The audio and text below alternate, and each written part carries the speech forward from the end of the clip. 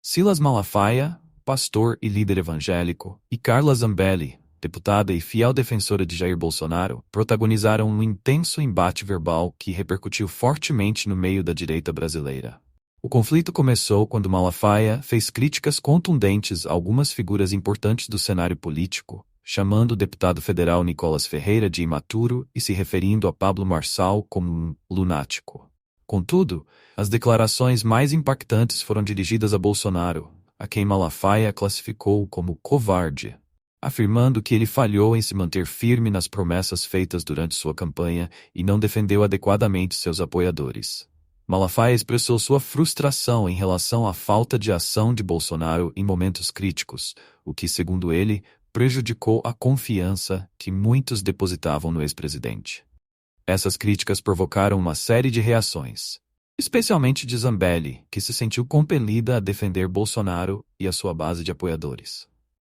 Em resposta, Carla Zambelli publicou um vídeo expressando seu descontentamento com Malafaia.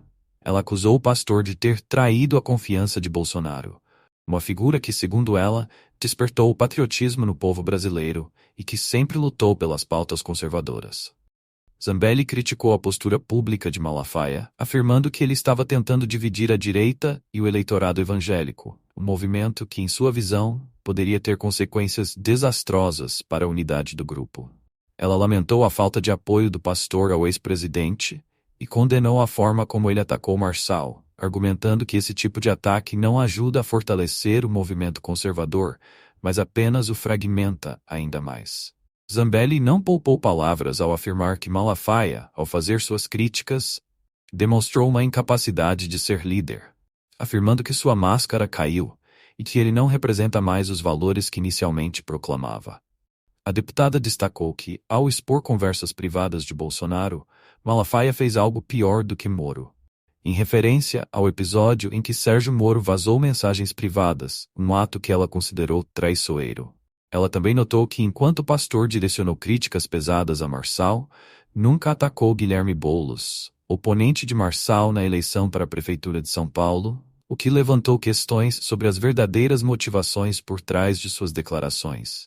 Nesse contexto, Malafaia havia declarado que Pablo Marçal não é uma figura representativa da direita brasileira, argumentando que a política precisa de autenticidade e continuidade. Para ele, a classificação de alguém como de direita ou de esquerda deve ser respaldada por uma trajetória política consolidada, o que ele acredita que Marçal não possui, e essa falta de autenticidade é prejudicial para o movimento. Malafaia comparou Marçal a nomes como Eduardo Campos e Ciro Gomes, que têm um histórico claro em suas respectivas ideologias, sugerindo que a política não deve ser um palco para oportunistas.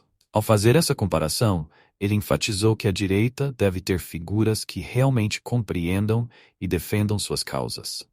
Além disso, Malafaia fez críticas contundentes a Bolsonaro, sugerindo que, ao não defender adequadamente seus apoiadores e suas ideias, o ex-presidente comprometeu a unidade da direita e enfraqueceu seu legado. Ele expressou descontentamento com a forma como Bolsonaro se afastou de algumas das pautas que eram importantes para sua base, apontando que isso resultou em uma perda de confiança e credibilidade.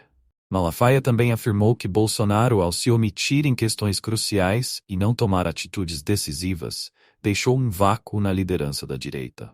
Um vácuo que poderia ser preenchido por novos líderes que não necessariamente compartilhassem da mesma visão conservadora.